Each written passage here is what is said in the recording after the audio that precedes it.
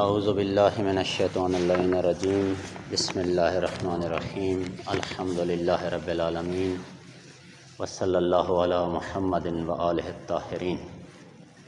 مہدی علیہ السلام کا ناصر ہونا، مددگار ہونا، ہم کس طرح سے نصرت امام کر سکتے ہیں؟ میں انتہائی اختصار کے ساتھ اس موضوع کو بہرحال 3 ابعاد میں، 3 پہلوؤں میں یا 3 نکات میں آپ کی خدمت میں پیش کروں گا۔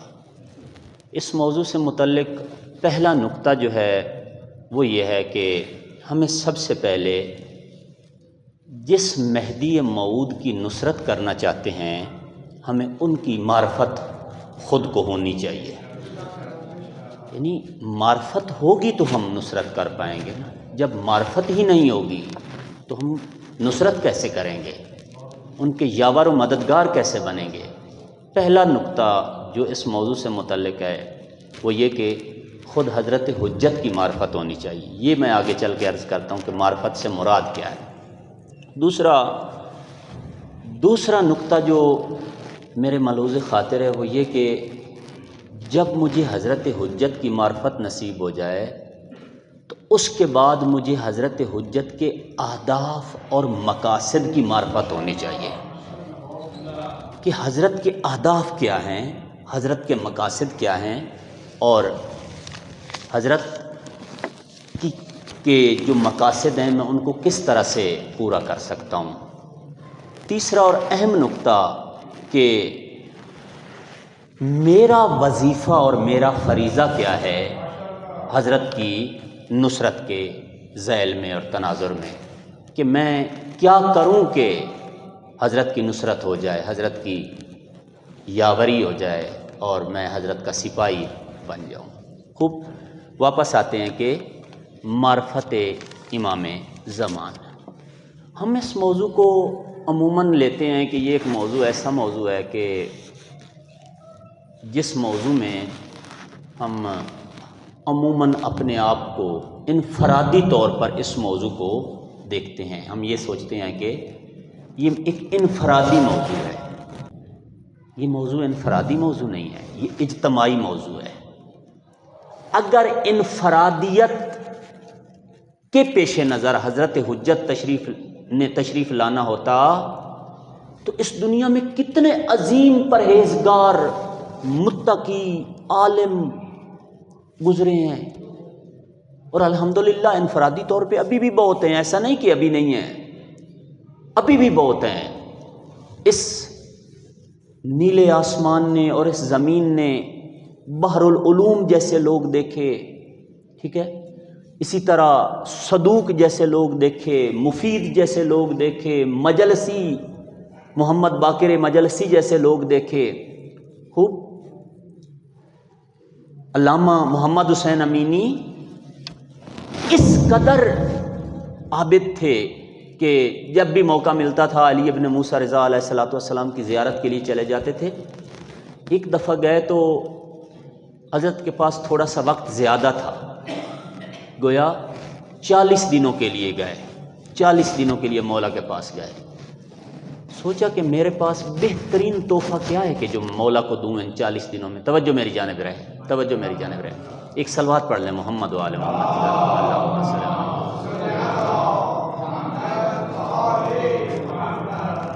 میرے پاس بہترین تحفہ کیا ہے کہ جو میں مولا کی خدمت میں پیش کروں؟ اپنے آپ سے عہد کیا، محمد حسین امینی میں ہر روز حضرت سامن الحجج کی خدمت میں 1000 رکعت نماز نوافل پیش کروں گا۔ 1000 رکعت نماز نافلہ، گویا 40 دنوں میں 40,000 رکعت نماز نافلہ انہوں نے امام کی خدمت میں پیش کی۔ یہی یہ آیت، یہ علامہ امینی یہی جنہوں نے صاحب غدیر ہیں، الغدیر کتاب انہوں نے ہی لکھی تھی، کہ جو آج تک شیعہ کے لیے ایک بہت بڑا ایسیڈ اور بہت بڑا سرمایہ ہے کہ جس میں فقط ایک حدیث کو ثابت کرنے کی کوشش کی گئی کہ پیغمبر نے کیا غدیر خم پہ فرمایا تھا یا نہیں فرمایا تھا، من کنت مولا ہو فہذا علی مولا اللہم وال من والا و آد من آدا وانصر من نصرا وخذل من خذلا، کہ جس کا میں مولا میرے بعد اس کا علی مولا، اے اللہ تو اس کی مدد کرنا جو علی کی مدد کرے، تو اس کے ساتھ جو ہے وہ آد من آدا، اس کا دشمن ہو جانا جو علی کا دشمن ہو جائے، وانصر من نصرا، جو ان کی نصرت کرے اس کی نصرت کرنا۔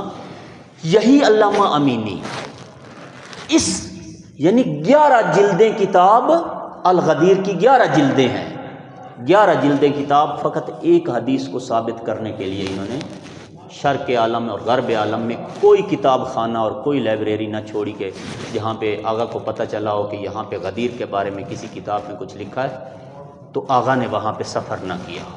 ٹھیک ہے، علامہ امینی جیسے لوگ بھی آئے اور دنیا سے چلے گئے، لیکن امام کا ظہور نہ ہوا۔ کیوں؟ اس لیے کہ یہ موضوع انفرادی نہیں ہے، یہ اجتماعی موضوع ہے، یہ اجتماعی موضوع ہے۔ جب تک ایک اجتماع تیار نہیں ہوگا حضرت حجت تشریف نہیں لائیں گے۔ حضرت حجت لہذا بڑی زبردست ایک ایگزامپل ہے کہ علی ابن مہزیار اہوازی، اب بھی آپ آواز میں جائیں وہاں پہ گنبد ہے علی ابن مہزیار اہوازی کا۔ علی ابن مہزیار 20 دفعہ مکہ گئے اہواز سے چل کر، اہواز ایران کا شہر ہے، 20 دفعہ، اور ہر دفعہ اس امید سے گئے کہ میں جب کعبہ کے حج کے لیے جا رہا ہوں میں کعبہ میں مکہ میں اپنے زمانے کے امام سے ملوں گا۔ جب بہرحال 19 دفعہ یا 20 دفعہ گزر گیا اور علی ابن مہزیار کو مولا کی زیارت نہ ہوئی تو خود سے کہا کہ علی ابن مہزیار تو ان خوش نصیبوں میں سے نہیں ہے کہ جو امام سے ملاقات کر سکے نا، تو ان لوگوں میں سے نہیں ہے۔ بس اس دفعہ میں نہیں جاتا زیارت کے لیے، حج کے لیے نہیں جاتا، کیونکہ مجھے مولا کی زیارت ہی نصیب نہیں ہے۔ بہرحال عالم خواب میں کسی مکاشفے میں علی ابن مہزیار کو اشارہ ملا کہ اس دفعہ آئیں، اس دفعہ مولا آپ کو ملیں گے۔ علی چل پڑا اس امید کے ساتھ کہ بس اس دفعہ اشارہ ہو گیا، انشاءاللہ ملاقات ہوگی مولا سے۔ جب گئے حج ہو گیا، سارے جو حج کے ارکان تھے وہ سارے انجام پا چکے، علی ابن مہزیار ابھی تک منتظر ہے کہ میرے مولا کی، گویا کاروان واپسی کی تیاریوں میں تھے، ابھی تک زیارت نہ ہوئی، مایوس ہو گیا، کہا اشارہ تو ملا تھا لیکن شاید اس دفعہ پھر کوئی کمی رہ گئی ہے کہ جس کی وجہ سے کسی نے آ کے کہا کہ علی ابن مہزیار آپ ہیں؟ کہا میں ہی ہوں۔ کہا حضرت حجت بلا رہے ہیں، حضرت حجت بلا رہے ہیں۔ خوش ہو گئے، آگے بڑھے، ان کے ساتھ گئے، کسی جگہ پہ ایک خیمہ لگا تھا، خیمے کے نزدیک پہنچے، رستے میں اس مورخ نے جو امام کی بارگاہ میں لے کے جانے والے تھے انہوں نے کہا کہ علی ابن مہزیار کیا چاہتے ہو؟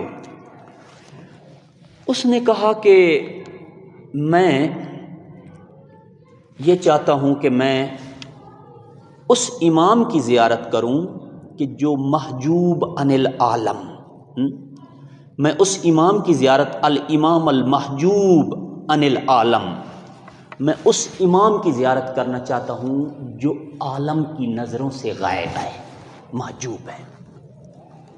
انہوں نے کہا کہ علی ابن مہزیار اپنا جملہ درست کرو۔ کہا کیا ہے؟ کہا کہ امام محجوب نہیں، امام موجود ہے، یہ تم ہو کہ جو امام کے اور اپنے درمیان پردہ حائل کیے ہوئے ہو، یہ تم ہو کہ جو امام اور اپنے درمیان پردہ حائل کیے ہوئے ہو، امام موجود ہے، امام مخفی نہیں ہے۔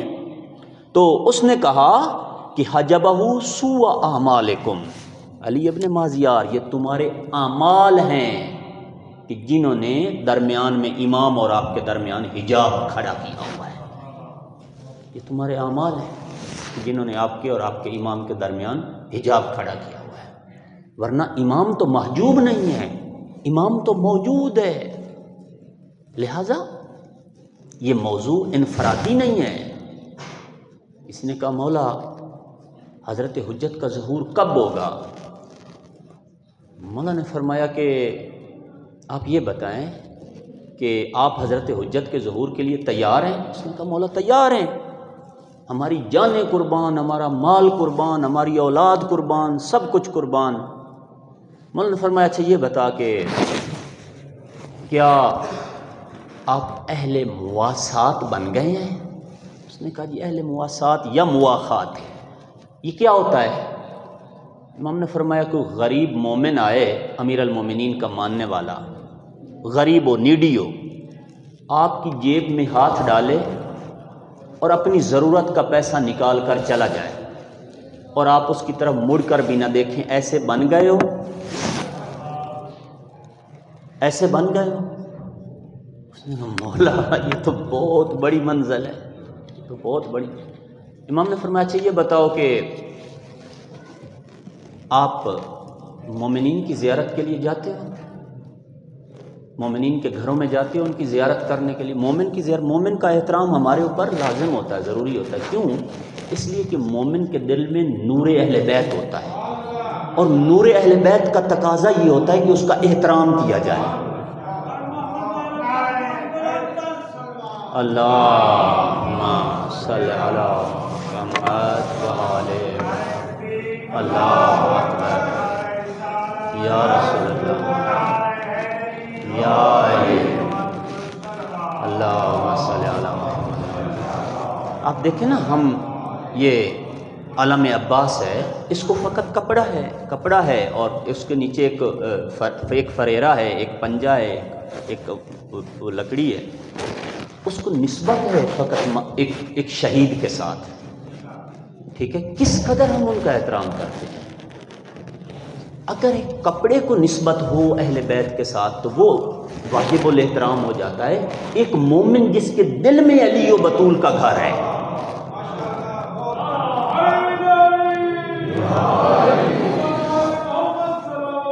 اللہ صلی علی محمد وآل محمد وعجل، جس کے دل میں علی و بطول کا گھر ہے، اس کا مولا فرماتے ہیں کہ کیا مومنین کو ملنے جاتے ہو؟ اس نے کہا نہیں۔ مولا نے فرمایا کہ ہفتے میں ایک دفعہ؟ کہا نہیں مولا، مہینے میں ایک۔ اس نے کہا مولا اب آپ کے سامنے ہماری۔ امام نے فرمایا کہ پھر کیسے کہتے ہو کہ امام زمان آ جائے؟ کیسے کہتے ہو کہ تم مولا کے ظہور کے لیے تیار ہو؟ یہ موضوع انفرادی نہیں ہے، یہ موضوع اجتماعی ہے۔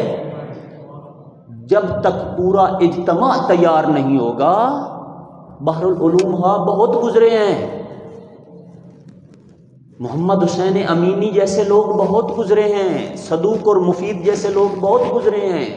یہ موضوع انفرادی نہیں ہے۔ یعنی کبھی ہم نے توجہ فرمائی ہے کہ ہم کیا کہہ رہے ہیں؟ ہم یہ کہہ رہے ہیں کہ ہم پورے عالم پہ حکومت قائم کرنے جا رہے ہیں۔ پورے عالم پہ حکومت قائم کرنے کے لیے میری کتنی تیاری ہے، ہم سب کی کتنی تیاری ہے؟ لیکن میں یہ بات آپ کو مایوس نہیں کر رہا، خدا نخواست، میں پوری امید کے ساتھ، ہم پوری امید کے ساتھ ہیں۔ دنیا میں واحد مکتب ایسا ہے کہ جو اس قدر امیدوار ہے کہ اپنے فیوچر کو ہر زمانے میں برائٹ اور روشن دیکھتا ہے۔ فقط اور فقط شیعہ مکتب ہے کہ جو اپنا فیوچر اس قدر روشن۔ اس وقت پوری دنیا میں جنگ کیا ہے؟ جنگ اسی موضوع پہ ہے کہ ہم کہہ رہے ہیں کہ فیوچر میں پوری دنیا پہ حکومت ہم کریں گے، وہ کہتے ہیں کہ ہم نہیں کرنے دیں گے۔ مسئلہ یہ ہے، یہ جتنے بھی وارز اور یہ سارا کچھ ہو رہا ہے، ہم نہیں پڑھتے یہ موضوع۔ جو پڑھتے ہیں ان کو پتہ ہے کہ شیعہ کا کلیم کیا ہے، شیعہ کیا کہنا چاہتا ہے۔ اور الحمدللہ میں آپ کو یہ بھی خوشخبری سنا دوں کہ اس وقت دنیا میں سب سے زیادہ دین جو قبول کیا جا رہا ہے وہ اسلام ہے، اور جو اسلام کے اندر جو سیکٹ جس کی طرف دنیا جا رہی ہے وہ شیعہ ہے، وہ شیعہ سیکٹ ہے۔ یا علی، جیسے کسی شاعر نے کہا اور بالکل صحیح کہا، بالکل صحیح کہا کہ انسان کو بیدار تو ہو لینے دو، ہر قوم پکارے گی ہمارے ہیں حسین، ہر قوم پکارے گی ہمارے حسین، ہمارے ہیں حسین۔ تو مطلب یہ ہے کہ یہ موضوع انفرادی نہیں ہے، یہ اجتماعی موضوع ہے۔ بس ہمیں سب سے پہلے اپنے امام کے بارے میں معرفت ہونی چاہیے۔ لہٰذا ہم یہ سمجھتے ہیں کہ امام ہیں لیکن غیب ہیں۔ نہ میرے عزیز، امام غیب نہیں ہے، امام صادق آل محمد کی اللہم صلی علی محمد و آل محمد، صادق آل محمد کے دروازے پہ ایک شخص آیا تو دروازے پہ حضرت کی کنیز آئی۔ جب کنیز دروازے پہ آئی تو اس شخص نے کنیز کے ساتھ کوئی ناروا حرکت کی۔ مولا نے اندر سے اس کو آواز دی، خبردار، یہ بیت اہل بیت ہے، یہ در اہل بیت ہے، اہل بیت کے دروازے پہ وہ حرکت کہ جو خدا نے منع کی ہے۔ گھبرا کے کہا، مولا آپ دیواروں کے پیچھے سے بھی دیکھ لیتے ہیں؟ امام نے فرمایا وہ امام ہی کیا کہ جن کو دیواریں حائل ہو جائیں جن کے درمیان میں، وہ امام ہی کیا ہے۔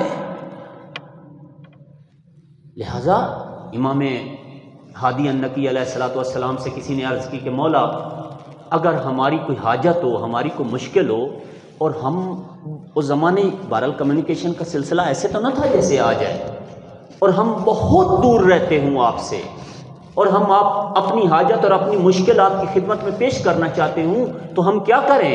مولا نے فرمایا اذا کان لک حاجۃ فحرک شفتین، جب کبھی کوئی حاجت یا مشکل پیش آئے اپنے دو لب ہلا کے حاجت بتا دینا، تیرے کان بعد میں سنیں گے، ہم اہل بیت پہلے سنیں گے۔ اذا کان لک حاجۃ فحرک شفتین، تیرے کان بعد میں سنیں گے، ہم اہل بیت پہلے سن لیتے ہیں۔ امام غیب نہیں، ہم غیب ہیں۔ علی ابن مہزیار، خبردار یہ کہو کہ امام غیب ہیں، تم غیب ہو۔ اور جب مولا کی بارگاہ میں گئے، مولا نے فرمایا علی ابن مہزیار، کوئی دن ایسا نہ تھا جس دن میں نے آپ کو یاد نہ کیا ہو، کوئی صبح ایسی نہ تھی، کوئی شام ایسی، بہت دیر کر لی آپ نے میری ملاقات کے لیے۔ اپنے آپ میں ڈوب گیا علی ابن مہزیار، میں وہ ہوں جو 20 سال زیارت کے لیے آتا رہا ہوں۔ مولا فرماتے کہ کوئی صبح ایسی نہ تھی کہ تجھے یاد نہ کیا ہو، کوئی شام ایسی نہ تھی کہ کیسے مولا کو کہتا کہ مولا میں تو 20 سال آتا رہا، سمجھ گیا کہ خامی ادھر ہے ادھر نہ، وہ معصوم عن الخطا ہیں۔ لہذا پہلی معرفت خود امام کی معرفت ہے، امام غائب نہیں ہے۔ مولا فرماتے ہیں کہ امام کا وجود ایسے ہی ہے جیسے بادلوں کے پیچھے سورج ہوتا ہے، کما ینطفقون کون الناس الشمس اذا سترہ السحاب، جیسے بادلوں کے پیچھے سورج ہے اسی طرح تمہارا امام تمہارے درمیان ہے۔ سوال یہ ہے کیا یہ چھوٹا سا بادل کا ٹکڑا سورج جو اس زمین سے لاکھوں گنا بڑا ہے، یہ زمین پہ میں اور آپ بیٹھے ہیں، ہم اس کو جتنا بڑا سمجھ لیں، یہ سورج اس زمین سے لاکھوں گنا بڑا ہے، چھوٹا سا بادل کا ٹکڑا سورج کو چھپا سکتا ہے؟ نہ، یہ بادل سورج کو نہیں چھپا رہا، یہ ہمارے درمیان حائل ہے، یہ ہماری طرف سے ہے۔ بادل کی طاقت نہیں کہ سورج کو چھپا سکے، بادل کی حیثیت کیا ہے؟ یہ بادل سورج کے سامنے نہیں، یہ ہمارے سامنے ہے۔ لہذا یہ بادل ہمارے اپنے گناہ ہیں جو درمیان میں حائل ہیں، ورنہ حضرت حجت تو بہرحال بہت سارے لوگوں نے اس چیز کا، خمینی بت شکن سے جب 11 فروری کی شام کو 79 کی 11 فروری کی شام کو جب بختیار شاہ تو بھاگ گیا تھا اور وہاں پہ اس نے بختیار کو، جرنیل کو حکومت دے دی تھی، تو جرنیل نے وہاں پہ دفعہ 144 کا، بلکہ اس سے بھی آگے بڑھا کے اس نے کہا کہ کوئی بندہ آج کی رات تہران کی سڑکوں پہ یا گلیوں میں نکلا ہوا ہمیں نظر آیا، یہ فروری کی بات ہے، فروری میں وہاں ایسے ہی سردی ہوتی ہے، میں 10-11 سال وہاں پہ رہ کے آیا ہوں، وہاں ایسے ہی سردی ہوتی ہے جیسے یہاں پہ، بہرحال ابھی تو دسمبر ہے، سردی نہیں پڑ رہی، جیسے جنوری اور دسمبر میں یہاں پہ سردی ہوتی ہے، وہاں مارچ اپریل میں برف باری ہو جاتی ہے، وہ ٹھنڈا علاقہ ہے۔ تو اس نے شام کو بلکہ دوپہر کو اعلان کر دیا کہ آج کی رات اگر کوئی شخص تہران کی گلیوں اور سڑکوں میں ہمیں نظر آ گیا تو کیا کریں گے؟ اس کو گولی مار دیں گے۔ یہ ڈرانے والے لوگ نہ تھے، یہ وہ لوگ تھے جو گولی مار دیتے تھے۔ یعنی ڈرانے دھمکانے، ایسا نہیں کہ کوئی دھمکی دے رہے ہوں، یہ وہ تھے جو کر دیتے تھے۔ یہ خبر جب جمران کے اندر خمینی بت شکن کو جا کے دی، انہوں نے کہا کہ آغا، وہ کہہ رہے ہیں کہ جو کوئی بھی مرد و زن آج ہمیں تہران کی سڑکوں پہ یا تہران کی گلیوں میں نظر آیا، ہم گولی مار دیں گے، آپ کا کیا حکم ہے؟ امام خمینی فرماتے ہیں کہ ٹھہر جاؤ بتاتا ہوں۔ وہ بندہ باہر چلا گیا، تھوڑی دیر کے بعد آیا، کہا کہ آغا لوگ انتظار کر رہے ہیں۔ امام خمینی نے فرمایا ٹھہر جاؤ بتاتا ہوں۔ پھر آ گیا، جب تیسری دفعہ آیا تو وہ کہتا کہ میرے دل میں غصہ تھا۔ غصہ یہ تھا کہ جیسے ہمارے ہاں علماء کی کیا ہے، ابھی تک ہمارے ہاں، حالانکہ انقلاب اسلامی ایران نے دکھایا ہے کہ علماء کیا کیا کر سکتے ہیں۔ پہلے تو علماء کو بالکل دیواروں سے لگایا ہوا تھا نا، کہ اس کو مسجد کا ملا کہہ کے تو یعنی اس کو جیسے کوئی نکما ترین آدمی ہوتا ہے وہ کنسیڈر کیا جاتا تھا۔ تو ابھی انقلاب ایران نے بہرحال علماء کی کچھ عزت میں اضافہ ہوا ہے، لیکن ابھی بھی علماء سے نارملی ان کو یہی سمجھتے ہیں کہ یہ مسجد کے، معاف کیجیے گا، یہ مسجد کے مولوی ہیں، ان کو کیا پتا کہ مسائل کیا ہیں۔ اچھا، وہ کہتا ہے کہ میرے دل میں بھی یہی آئی کہ مولوی صاحب نے اتنے لوگ قتل کروا دیے، انہوں نے اتنا مثلا ملک کے اندر ہلچل مچوا دی، اور آج جب فیصلہ کرنے کا وقت آیا ہے تو فیصلہ نہیں کر پا رہے کہ کیا کرنا ہے ہم کو۔ کہتا یہی خیال لے کر جب میں تیسری دفعہ امام کے کمرے کی طرف آیا تو دیکھا تو کمرے میں امام خمینی موجود ہی نہیں ہے، کمرے میں امام نہیں ہے۔ میں نے ادھر ادھر دیکھا، امام ادھر ہی تھے، کدھر ہے؟ جو وہاں پہ گئے انہوں نے دیکھا جمران کے اندر ایک ہی کمرہ ہے، ایک ہی کمرہ ہے، اور گھر کے ساتھ پھر کمرے کے ساتھ ایک امام بارگاہ ہے۔ کہتے میں نے ادھر دیکھا تو امام بارگاہ میں بیٹھے ہوئے تھے۔ جب میں تھوڑا نزدیک گیا تو دیکھا تو امام کی ریش مبارک لمبی تھی، داڑھی سے پانی کے قطرے نیچے ٹپک رہے تھے۔ میں سمجھ گیا کہ رو رہے ہیں اور یہ آنسو ہیں جو داڑھی سے نیچے ٹپک رہے ہیں۔ تو میں نے دیکھا کہ یہ کسی اور دنیا میں، کسی اور حال میں ہے۔ میں چپ کر کے واپس آ گیا۔ میں واپس میں نے کوئی بات ہی نہ کی۔ تھوڑی ہی دیر گزری تھی، میں دروازے پہ انتظار کر رہا تھا، یا امام دروازے پہ آ گئے۔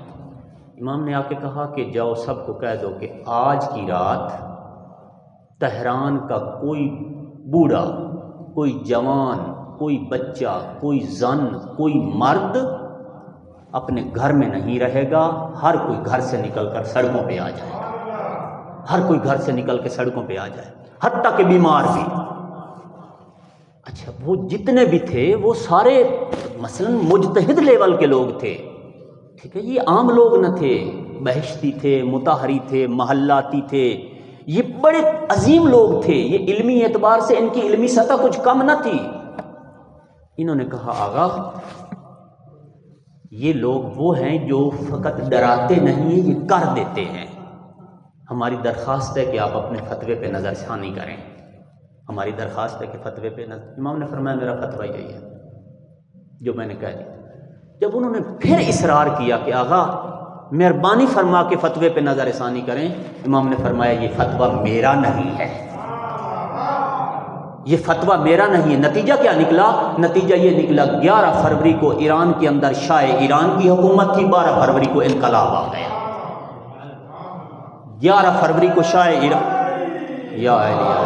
11 فروری کو شاہ ایران کی حکومت تھی، 12 فروری 79 کو انقلاب آ گیا۔ فرمایا یہ میرا فتویٰ نہیں ہے۔ مطلب کیا ہے؟ مطلب یہ ہے کہ جب آدمی اس سطح پہ پہنچ جاتا ہے، معلوم ہو گیا نا کہ فتویٰ کس کا ہے، معلوم ہو گیا نا کہ یہ فرمان کس کا ہے، فرمایا میرا فتویٰ نہیں ہے۔ اس وقت سبھی چپ ہو گئے، سبھی چپ ہو گئے، کس کا فتویٰ ہے؟ لہذا امام غیب نہیں، ہم غیب ہیں، ہمارے درمیان گناہ حائل ہے، ہم اس سطح تک نہیں پہنچے ہیں، ہم اس مسئلے کو انفرادی مسئلہ سمجھ رہے ہیں، جبکہ ہم چاہتے ہیں ہم دنیا پہ حکومت کرنے جا رہے ہیں۔ امام کو مدیر چاہیے ہے، امام کو مدبر چاہیے ہے۔ میں نہایت ادب سے عرض کروں گا، ممکن ہے کوئی شخص تقوی اور پرہیزگاری میں بہت بڑی سطح تک پہنچا ہوا ہو، لیکن ایک چھوٹے سے دیہات کو نہ چلا سکتا ہو، سیاسی اعتبار سے ممکن ہے ایک چھوٹا سا قصبہ اس کو کنٹرول نہ کر سکتا ہو، مولا کو ایٹ دا سیم ٹائم عالم، ٹھیک ہے تقوی پرہیزگاری اپنی جگہ پہ وہ ضروری ہے، وہ پہلا زینہ ہے کہ جس کے بغیر آپ حضرت حجت کے لشکر میں شامل ہی نہیں ہو سکتے، تقوی و پرہیزگاری کے بغیر. لیکن اس کے ساتھ ساتھ مدیر چاہیے، مدبر چاہیے، سائنسدان چاہیے، انجینئر چاہیے، ڈاکٹر چاہیے، ہر سبجیکٹ کا اسپیشلسٹ چاہیے.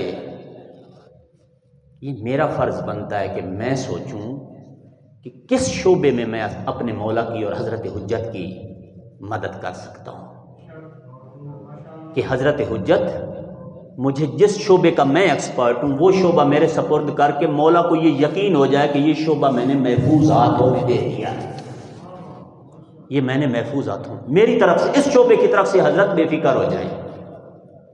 میں کیا کر سکتا ہوں؟ لہذا معرفت امام کے بعد اپنے فرائض کی معرفت ہے کہ میں کیا کر سکتا ہوں. البتہ یہاں پہ اہداف امام بھی ہیں.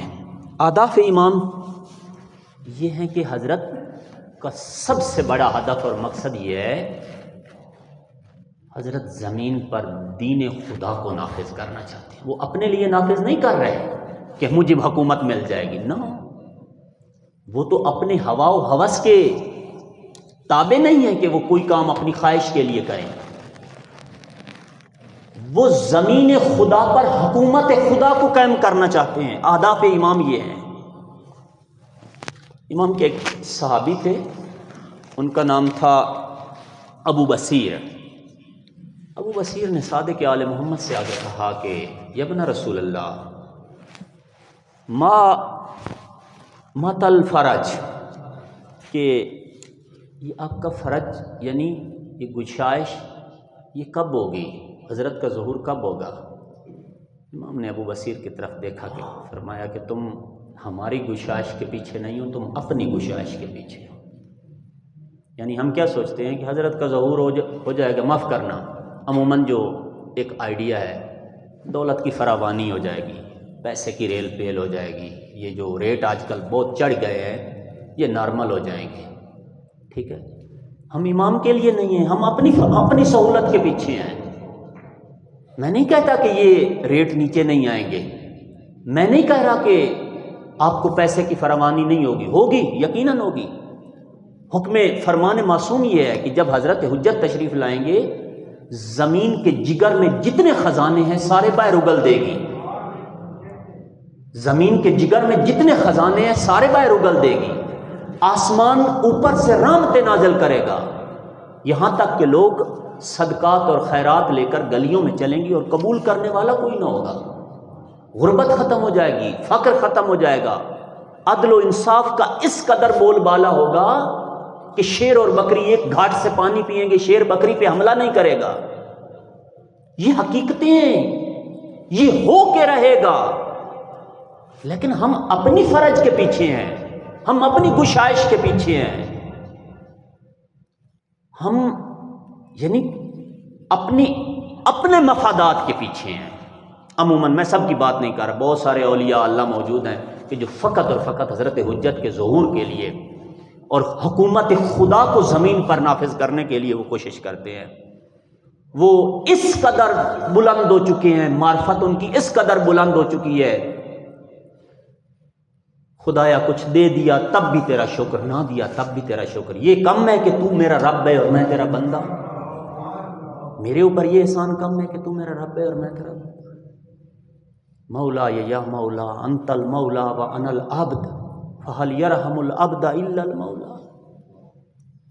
علی ابن الحسین زین العابدین نے صحیفہ سجادیہ میں فرمایا، پروردگارا جس نے تجھے پا لیا اس نے کھویا کیا، اور جس نے تجھ کو کھو دیا اس نے پایا. ہم جب ظہور کی بات کرتے ہیں ہم اپنے لیے آسانیاں تلاش کر رہے ہوتے ہیں. لہذا معرفت اہداف امام یہ ہے کہ کیا یہ تھوڑا ظلم ہے؟ زمین اللہ کی، عبد اللہ کا، رزق اللہ کا، ذرہ ذرہ اللہ کا. لیکن مخلوق خدا کے اوپر، اشرف المخلوقات کے اوپر جو زیادہ فرمان چلتا ہے وہ عدو خدا یعنی شیطان کا تھوڑا ظلم ہے، بہت بڑا ظلم ہے۔ ہم نہیں برداشت کرتے کہ اپنے گھر میں ایک نوکر لے کے آئیں جس کو میں تنخواہ دیتا ہوں یا بہرحال میرے دسترخوان سے وہ کھانا کھاتا ہے، اس کو کوئی کام کہوں اور وہ میری نافرمانی کرے اور پھر بھی میرے گھر میں رہے۔ بہت بڑے دریا دل کا مالک ہوگا کہ اپنے نوکر کو اس کی نافرمانی کے باوجود بھی قبول کر لے۔ کیا ذات واجب کا حق نہیں ہے کہ یہ بندہ اس کی اطاعت کرے؟ یہ تھوڑا ظلم ہے؟ ہمارا دل کیوں نہیں خدا کے لیے جلتا؟ مولا روتے ہیں اس لیے روتے ہیں کیوں یہ مخلوق اپنے پروردگار کو بھول چکی ہے۔ لہذا اہداف امام یہ ہیں خدا کی زمین پر خدا کی حکومت قائم کریں کہ یہ مخلوق اپنے اسی نقطے پہ اور اسی صراط پہ جائے کہ جس کے لیے خلق ہوئی ہے۔ کون سا صراط ہے؟ وَمَا خَلَقْتُ الْجِنَّ وَالْإِنسَ إِلَّا لِيَعْبُدُونَ، ہم نے جنوں اور انسانوں کو نہیں پیدا کیا مگر عبادت کے لیے پیدا کیا ہے، مخلوق اپنی رب کی بندگی کرے۔ حضرت کا یہ ہدف ہے۔ آخری گزارش میری اور ضمانت تمام۔ بس تیسری معرفت جو ہے وہ کیا ہے؟ تیسری معرفت ہمیں اپنے فرائض کی معرفت ہے۔ تو اپنے فرائض کو انجام دیتے ہوئے میں نے ایک اشارہ شروع میں کیا کہ ہمیں اجتماعیت کی ضرورت ہے، ہمیں انفرادیت سے نکل کر اجتماعیت کی طرف جانا ہوگا کہ یہ بچے وہی کام کرتے ہیں، یہ جوان جو ہمارے ہیں آئی ایس او کے جوان، اللہ ان کو سلامت رکھے، اور ویسے بھی جو کوئی بھی اجتماع کی طرف جا رہا ہے اللہ تبارک و تعالیٰ کو مومنین کا اجتماع بہت پسند ہے۔ آپ کو معلوم ہے کہ یہ نماز باجماعت کا فلسفہ کیا ہے؟ یہ جمعے کے دن 3 میل کے اندر ایک جگہ پہ جمعہ برگزار کرنے کا فلسفہ کیا ہے؟ یہ سال میں ایک دفعہ کعبہ کے گرد حج اور طواف کرنے کا فلسفہ کیا ہے؟ اللہ کو ہماری عبادت سے زیادہ ہمارا اتحاد اور اجتماع پسند ہے۔ خدا ہماری یونٹی دیکھنا چاہتا ہے۔ فرمایا کہ جب 10 آدمی ایک نماز باجماعت میں اکٹھے ہو جاتے ہیں، خدا کی کائنات میں جن و انس و ملک میں کسی میں طاقت نہیں ہے کہ جو ثواب ان 10 لوگوں کو آسمان سے نازل ہوتا ہے، ان پر خدا کی طرف سے ملتا ہے، اس کو کوئی لکھ سکے۔ اس قدر ثواب ملتا ہے 10 لوگوں کو، اور جہاں پہ سینکڑوں کی تعداد میں ہیں ان کا ثواب کون لکھ سکتا ہے؟ پہلی چیز جو ضروری ہے وہ یہ ہے کہ ہمیں انفرادیت سے نکل کر اجتماعیت کی طرف جانا ہوگا۔ دوسری چیز کہ جو ضروری ہے، ایک مرتبہ صلوات پڑھ لیں آل محمد کی ذات پر۔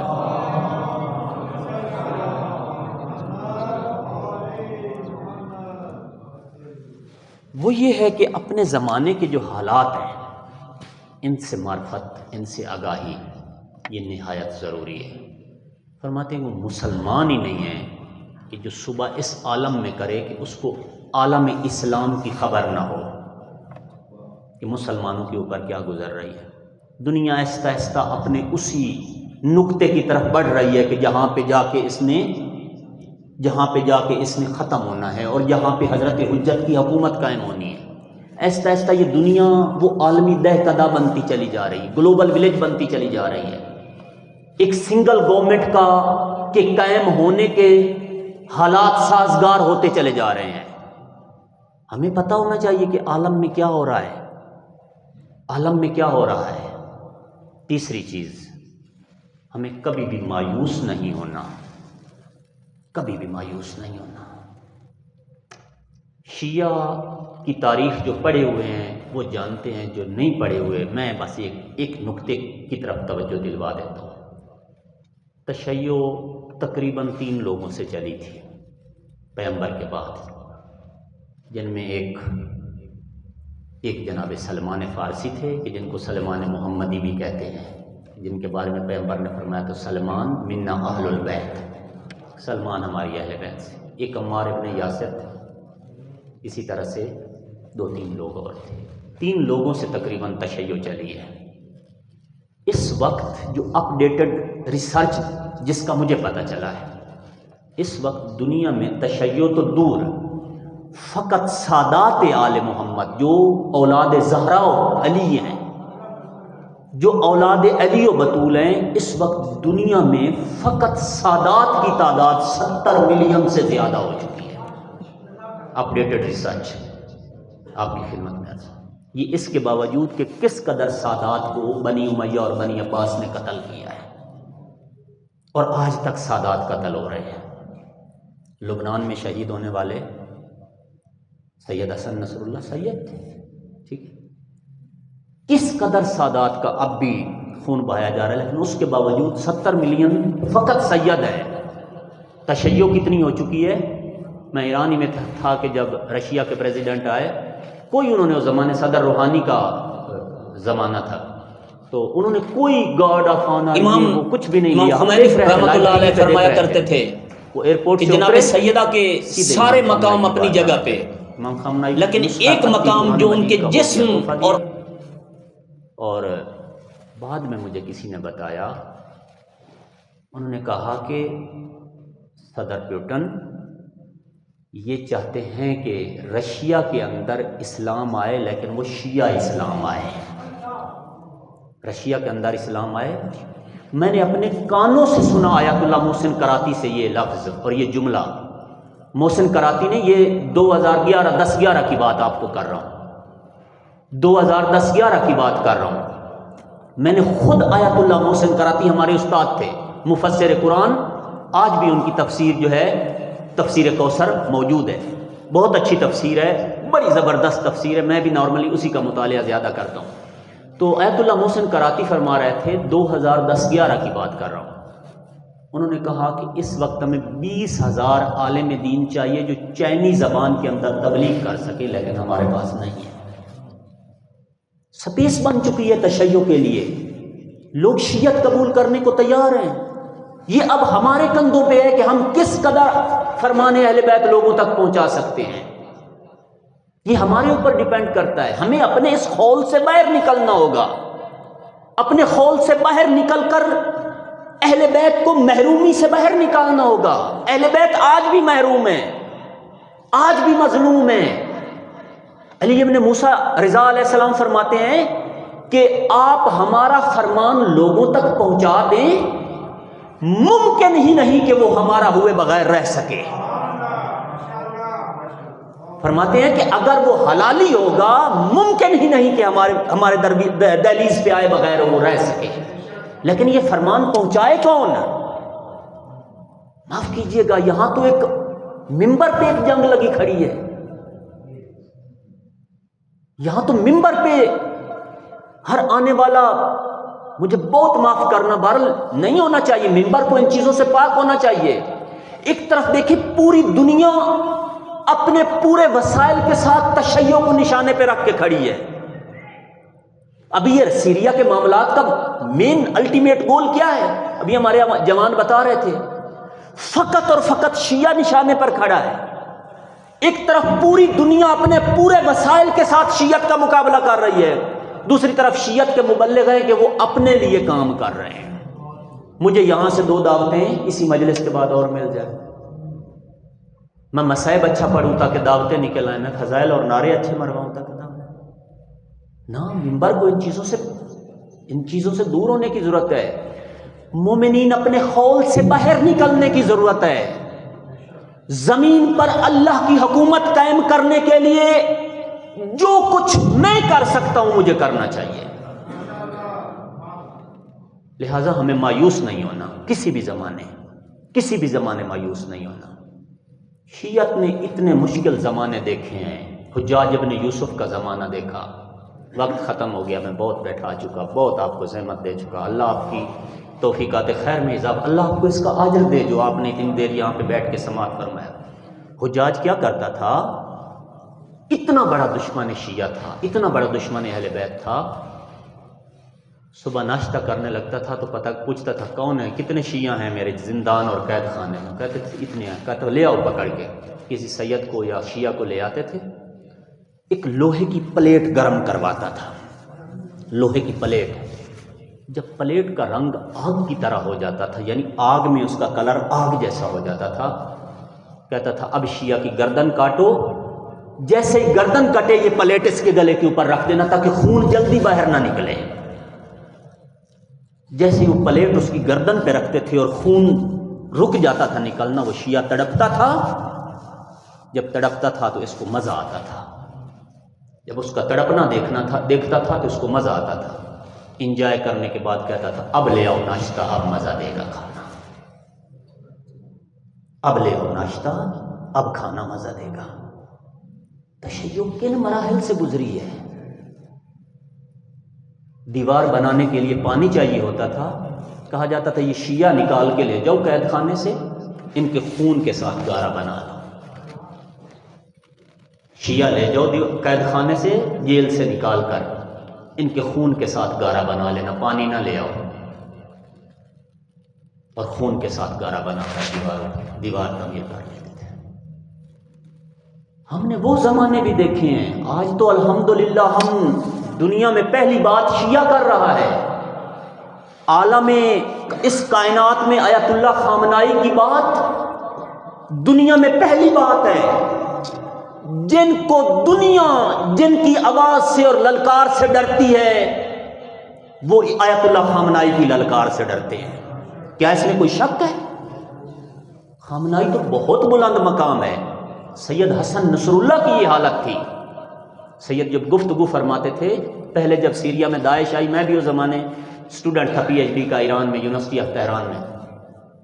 یہ چیزیں ہم لائیو دیکھتے تھے، یہاں کا میڈیا نہیں دکھاتا، ہمارا میڈیا یہ چیزیں نہیں دکھاتا، ادھر ساری چیزیں دکھاتے تھے. سید تقریر کر رہے تھے، میں نے اپنی آنکھوں سے دیکھا ہیلری کلنٹن، اوباما، وہ زمانہ اوباما کا تھا. اوباما اس زمانے آئی تھنک 13-14 کی بات ہے، 2013-14 کی بات ہے. اوباما، ہیلری کلنٹن، برطانیہ کا صدر، برطانیہ کا وزیر اعظم، یہ سارے کمرے میں کھڑے ہو کر پاؤں پہ پاؤں رکھ کے منہ کھول کے سید حسن نصر اللہ کی تقریر سن رہے ہیں. جن سے دنیا ڈرتی ہے وہ سادات آل رسول سے ڈرتے ہیں. پہلی بات اس وقت عالم میں شیعہ کر رہا ہے. شیعت کو اپنے مقام اور مرتبے کا پتہ ہونا چاہیے کہ میں کہاں پہ کھڑا ہوں. آج وہ زمانہ گزر گیا ہے کہ ہم یہ فقط 2 آنسو بہائیں، تھوڑا حسین حسین کریں اور کہیں ہمارا حق ادا ہو گیا. میں دست ادب باندھ کر دست بستہ آپ سے درخواست کرتا ہوں، وہ زمانہ گزر گیا ہے. اب مولا کی آپ سے یہ توقعات نہیں ہے کہ آپ تھوڑا سا گریہ کر لیں اور تھوڑا سا ماتم کر لیں تو میں امام زمان. آج آپ دنیا کو مسخر کرنے کے دہانے پہ کھڑے ہیں. بات سے بات نکل رہی ہے اور میں آپ کی توجہ کو دیکھ کے دل کرتا ہے کہ یہ بات بھی کر دوں. یعنی آپ کو یاد ہوگا جب پہلے دن آپ کبھی یا میں یا آپ ہم سب پہلے دن اسکول گئے تھے تو ہم نے ایک الف لکھا تھا الٹا ٹیڑھا سا، ایک لائن لگائی تھی کاپی کے اوپر. والدین نے کیا کیا تھا؟ ہر کسی نے ہمیں اپریشیٹ کیا تھا، واہ واہ واہ ماشاءاللہ بہت اچھا، کتنا خوبصورت آپ نے الف لکھا ہے. حالانکہ اس کو کوئی الف کہنے کو تیار ہی نہیں ہے. یہ الٹا سا ایک لائن لگائی تھی کہ جو جس کا نہ سرا الف سے ملتا ہے نہ پاؤں الف سے ملتا ہے. لیکن یہی اسٹوڈنٹ جب بی اے بی ایس یا ایم ایس یا پی ایچ ڈی کرنے کے بعد اگر کاغذ پہ الف لکھے اور تھوڑی سی ٹیڑھی ہو جائے تو وہ جو اس زمانے اپریشیٹ کر رہے تھے آج وہ کیا کہیں گے؟ تھوڑی سی الف ٹیڑھی ہو جائے یہی ماں باپ کہیں گے تو پی ایچ ڈی تک پہنچا تجھے الف لکھنی نہیں آئی. بابا جان اس زمانے تو کوئی الف کا شکل ہی نہ تھی جب میں نے لکھی تھی تو آپ نے مجھے اپریشیٹ کیا تھا. آج بہرحال تھوڑا سا ایک ذرہ سا سرا اس کا ادھر ادھر ہوا ہے. بیٹا آپ سے توقعات بدل گئی. اس زمانے آپ چھوٹے تھے وہی الف ہمیں قبول تھی.